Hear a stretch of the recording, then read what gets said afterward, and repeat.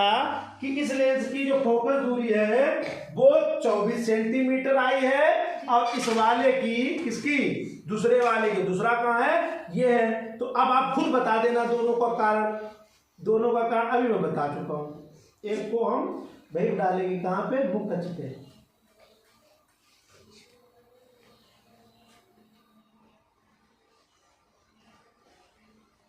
ठीक, क्लियर हो रहा। तो किसकी ज्यादा किसकी कम, इसकी कम फोकस दूरी, इसकी क्यों, क्योंकि इसका वक्रता ज्यादा वक्र हो गया, ऐसा हो गया, और इसकी वक्रता कम। देखो दोनों एक ही तरीके के हैं, इसकी समतल, ये उधर, इधर समतल, ये नहीं कि अलग तरीके का, दोनों लेंस हमने एक ही तार रखे, यानी एक समतल एक वक्र, एक समतल, बात समझ लेना। लेकिन इसकी ये वक्रता ज्यादा है, मतलब सॉरी कम है, पतला कम है, इसकी वक्रता, तो वक्रता ज्यादा, फोकस दूरी कम, वक्रता कम, तो इसकी फोकस दूरी 14 सेंटीमीटर आई, इसकी कितनी आई, बस यही विज्ञान, यही चीज, यही आंख में नियम लगेगा। आंख की जब नजर कमजोर होती है तो नजर कमजोर का मतलब है कि जहाँ पे फोकस बनना है वहां बना ही नहीं। अब फोकस जहाँ बनना चाहिए वहां ना बना, तो चीज हम देख रहे हैं तो यहाँ तो धुंधली दिख रही, वो आंख, फिर आंख समझ नहीं पाता है। तो उसके लिए सिस्टम है, वो बताएंगे। तो इतनी चीज क्लियर होगी बेटा, नहीं होगी? तो आज हमें ये बहुत महत्वपूर्ण चीजें पढ़नी थी कि फोकस दूरी क्या होती है और वक्रता। हाँ, तो फोकस दूरी समझ में आ गई। तो ये देखो क्या हो गया, इसका फोकस हो गया। अब यहाँ से यहाँ तक किस दूरी को क्या कहेंगे, फोकस दूरी कहेंगे। नाप भी सकते हैं, देख भी सकते हैं, बिना किसी अन्य तरीके की। कितना अच्छा सिस्टम यहाँ बना बनाया, फोकस दूरी। तो फोकस क्या होता है, फिर से रिपीट कर रहे हैं हम, फिर से फोकस की बात करेंगे भी थोड़ी देर बाद। ठीक, फोकस क्या होता है कि मुख्य अक्ष के समांतर प्रकाश किरणें लेंस से टकराएं, आपतित हों, और अपवर्तन के पश्चात वो मुख्य अक्ष पर जहां एक दूसरे को काटेंगी उसे ही क्या कहेंगे, लेंस का मुख्य फोकस।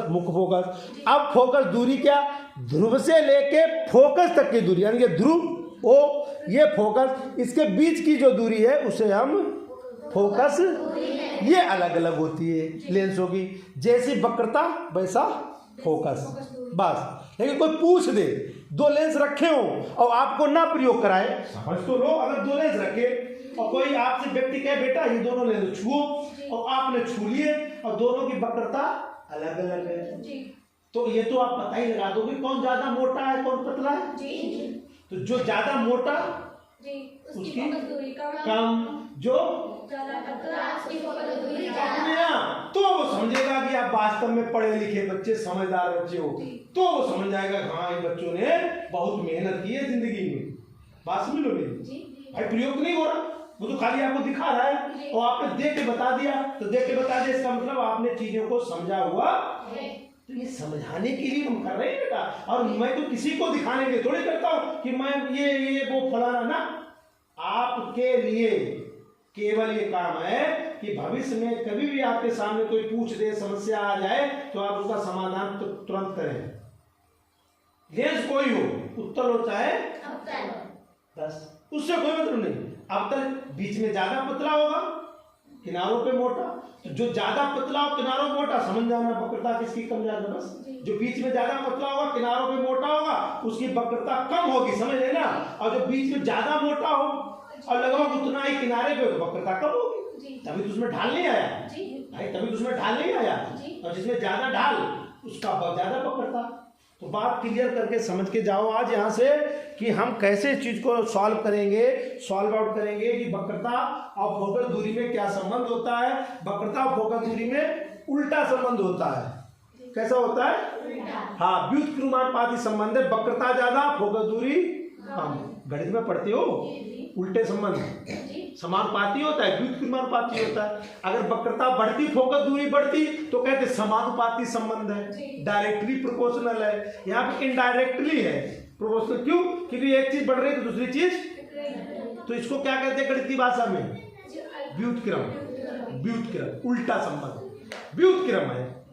ठीक, तो वक्रता ज्यादा, फोकस दूरी, वक्रता कम, फोकस दूरी।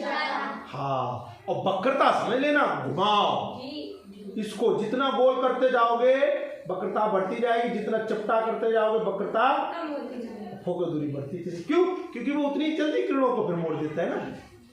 करके देखो दिखती कोई समस्या नहीं। तो इस समस्या को समाधान के लिए आपको ये सब काम करना होगा। अब आपका दूध वितरण हो रहा है, आराम से दूध पियो, उसके बाद बात करेंगे। ठीक है बेटा, समझ में आई बात?